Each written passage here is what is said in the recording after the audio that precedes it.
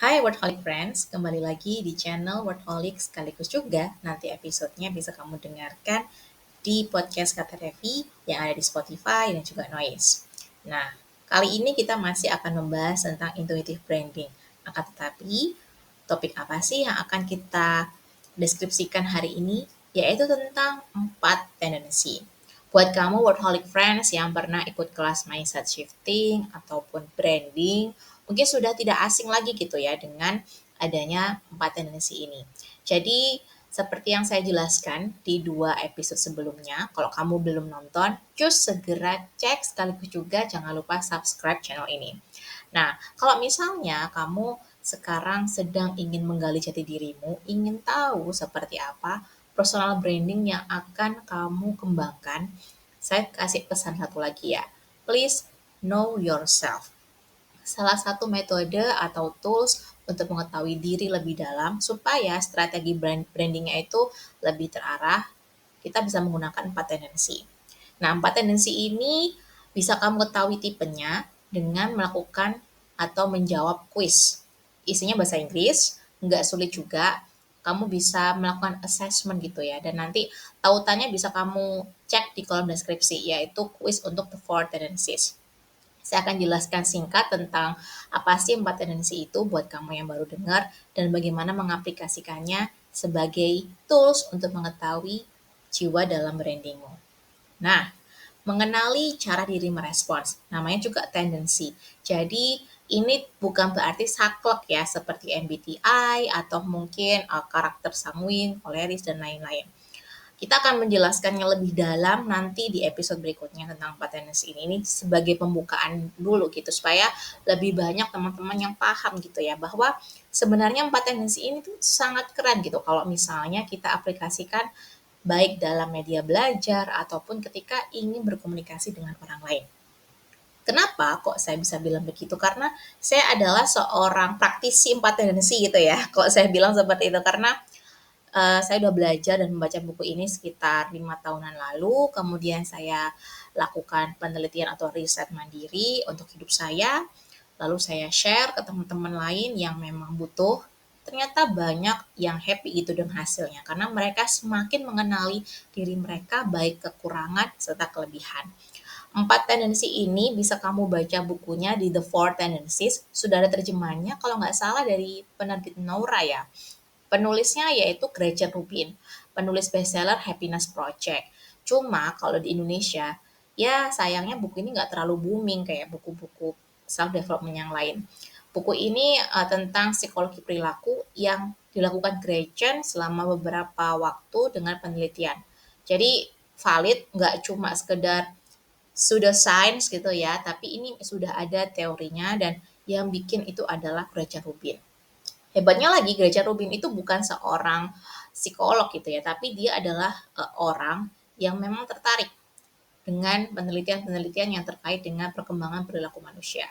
Tentunya dia juga sudah dibantu para ahli hingga bisa merumuskan buku The Four Tendencies atau karakter 4 tendensi gitu ya. Oke, sekarang kita akan masuk ke dalam pengenalan tentang 4 tendensi ini dan juga bagaimana pengaplikasiannya. Jadi, sebelum kamu nonton video ini sampai selesai, please cek kolom deskripsi dan kamu lakukan uji atau menjawab kuisnya sampai kamu tahu kamu itu karakternya apa. Karena ada 4 karakter yang disebutkan dalam 4 tendensi, yaitu upholder, questioner, obliger, dan juga rebel. Kalau saya sih termasuk questioner. Nah, kalau ada yang tanya, Kak, kalau seandainya kayaknya saya punya karakter antara questioner, rebel, atau questioner, upholder, nah itu akan kita jelaskan lebih lanjut karena memang ada kayak seperti diagram lingkarannya supaya kamu tahu kenapa kok saya punya karakter ini sekaligus juga ini. Tetapi karena ini adalah pembukaan, jadi kamu bisa mengetahui dulu apa yang paling sering muncul di dalam karaktermu, gitu ya. Nah, yang pertama adalah upholder. Upholder adalah pemuja kesempurnaan. Jadi, mereka ini disebut juga sebagai the rule maker dan mereka itu rawan goyah gitu ya. Maksudnya gini, kelebihan mereka saya sebutin dulu kelebihannya ya. Kelebihan orang upholder itu mereka bisa membuat rules untuk diri mereka sendiri, dan mereka juga bisa mematuhi rules yang sudah ada. Jadi sepertinya ideal ya, karena memang mereka itu kalau misalnya nih contohnya, si Gretchen Rubin ini upholder. Dia kalau udah menetapkan aku setiap hari harus olahraga setengah jam. Meskipun dia lagi liburan, nggak di rumah, meskipun lagi traveling, pasti di jam 5 dia akan tetap olahraga dimanapun itu. Karena dia sudah menetapkan rules tersebut.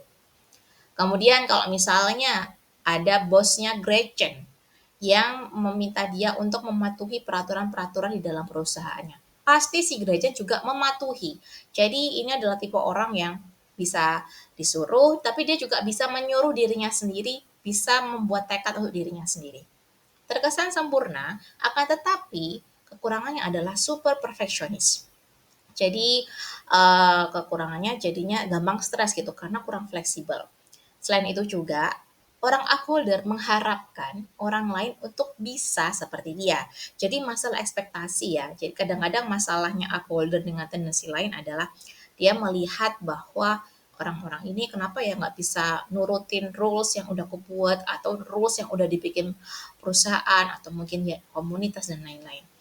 Mereka ini sangat kaku gitu ya. Jadi lebih mudah stres dan ekspektasinya terlalu tinggi. Kalau kamu punya karakter upholder, maka ketika kamu sedang membangun branding, jangan terlalu memuja kesempurnaan. Misalnya kamu sudah menentukan, aku pengen bikin branding tipe A, aku pengen dikenal seperti ini. Please ketahuilah bahwa kamu butuh relax. Jadi tidak sempurna di awal nggak masalah. Dan berikutnya, jangan malah kamu tidak memulai karena kamu ingin sempurna. Proses aja dulu, lakukan sebaik mungkin, tapi tetap jalankan. Jadi jangan nunggu sempurna baru kamu mulai melakukan personal branding. Ini yang saya pesankan buat para upholder, sekaligus juga jangan terlalu memuja kesempurnaan di awal-awal. Berproseslah dan learning by doing gitu ya untuk para upholder. Nah, yang kedua adalah obliger. Jadi obliger ini disebut juga the philanthropist. Jadi mereka ini dikenal sebagai orang yang belas asih dan juga sekaligus juga the good follower. Maksudnya adalah kalau misalnya di dalam sebuah komunitas atau di sebuah organisasi, orang obliger ini adalah orang yang sangat bisa diberi tanggung jawab gitu. Jadi misalnya kamu minta tolong mereka, kamu kasih mereka pekerjaan, kamu kasih apa ya semacam brief gitu ya. Orang obliger ini sangat bisa mengerjakan dengan baik. Itu kelebihannya. Jadi mereka adalah orang yang sangat bertanggung jawab ketika diberi kepercayaan. Akan tetapi kekurangannya, mereka ini lemah motivasi dari dalam diri. Jadi kalau misalnya disuruh belajar mandiri tanpa adanya mentor itu susah. Mereka lebih mudah untuk belajar dan memahami sesuatu lewat diskusi kelompok atau dengan seorang mentor. Jadi mereka butuh feedback, butuh akuntabilitas, butuh dicek sama orang yang menjadi mentornya atau timnya sehingga dia tuh nggak bisa gitu untuk bukan nggak bisa ya mungkin susah kali ya kalau saya bilang. Jadi susah untuk menentukan arahnya secara mandiri gitu. Makanya dia akan sangat mudah bekerja dengan baik ketika mendapatkan brief dengan detail. Jadi mereka ini memang orang-orang yang bisa saya bilang bukan lemah motivasi karena malas, tapi memang ya ini cara mereka belajar gitu ya. Dan juga kadang-kadang orang obliger ini kalau tidak punya boundaries yang baik, jadi dimanfaatin sama orang yang jahat atau manipulatif. Jadi buat kamu yang hasil tesnya obliger di 4 tendensi, please kamu harus memiliki batasan yang pas. Jadi kalau misalnya kamu ketemu orang-orang yang bikin energimu itu draining atau ngerasa capek dan kamu ngerasa lemah motivasinya karena kamu nggak cocok sama sebuah lingkungan, ya udah kamu harus memutuskan untuk keluar. Jangan nunggu sampai kamu hancur lebur dulu gitu ya. Jadi ini yang harus diperhatikan orang obliger. Kalau kamu ingin membangun branding sebagai seorang obliger, saran saya sebaiknya kamu mencari kelas yang bisa membantumu dan membimbingmu serta memberimu feedback. Entah mungkin kelas sama saya contohnya, saya punya kelas intuitive branding atau beli ebook intuitive branding yang ada di kolom deskripsi. Iklan sedikit ya, karena di situ akhirnya kamu punya materi atau seperangkat panduan gitu yang bisa kamu ikuti supaya kamu nggak bingung nyari sendiri karena sudah ada kurikulumnya yang tertata. Kamu juga bisa tanya-tanya sama mentor. Kalau misalnya kamu ikut mentor privat atau beli produk saya, ebook saya Intuitive Branding, kamu bisa bertanya kepada saya sehingga saya bisa menjadi temanmu untuk diskusi.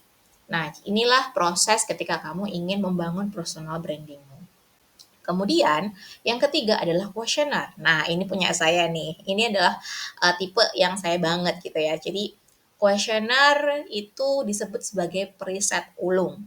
Jadi saya sadar itu sih ketika mau memilih sesuatu ya, entah itu mau beli e-course, ikut mentoring atau memilih apapun itu, saya akan melakukan riset mendalam. Saya akan cari tahu background mentornya, saya akan cari tahu ini kredibilitas kelasnya seperti apa. Naluri aja gitu. Bahkan lucunya ya, ketika misalnya nih ada berita selebritis A gitu, yang dapat apa atau menikah atau apa. Yang saya cari tahu itu bukan masalah pernikahannya. Kadang-kadang saya cari tahu, oh ini orang tuanya siapa, lahirnya di mana, kemudian hobinya apa, buku-buku apa yang dia suka baca. Jadi terlalu mendalam gitu risetnya gitu ya. Jadi ini bisa jadi kelebihan dan juga kekurangan. Kekurangannya adalah karena orang kuesioner itu suka riset, jadinya sulit untuk membuat keputusan dalam waktu yang cepat. Kita cenderung lama untuk memutuskan sesuatu. Selain itu juga, kita itu orang-orang yang mudah untuk skeptis gitu. Misalnya, ada orang atau mentor yang punya jam terbang bagus, mungkin dia juga followersnya banyak gitu ya. Banyak orang yang suka sama dia. Akan tetapi orang questioner nggak akan langsung percaya dengan itu. Kita akan lebih menuruti apa yang ada di dalam hati dan kita juga lebih mempercayai apa yang sudah kita kaji sendiri. Jadi bukan kata orang gitu ya. Meskipun 1 juta orang ngomongin oke, kalau misalnya questioner itu belum merasa yakin, dia nggak akan nurutin gitu. Nah, ini kekurangannya. Jadi dia cenderung skeptis. Jadi dia pasti akan cari tahu dulu sampai hatinya puas. Nah, itulah yang bikin kita sebagai seorang questioner kelamaan untuk memutuskan sesuatu gitu ya. Jadi ini kekurangannya.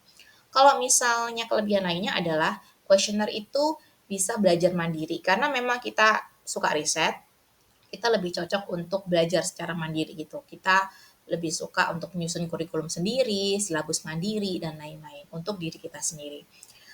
Kalau misalnya kamu adalah questioner seperti saya dan kamu ingin membangun branding, maka kamu bisa mencari tahu sebanyak mungkin metode branding seperti apa dan cari tahu cara yang paling pas buat dirimu sendiri. Yang menentukan adalah dirimu sendiri. Akan tetapi ada batasannya.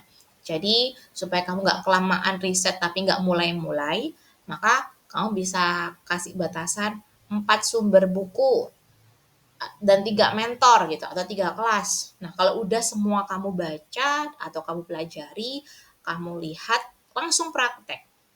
Kalau nggak puas, baru cari yang lain. Jangan ngumpulin dulu tapi nggak mulai-mulai.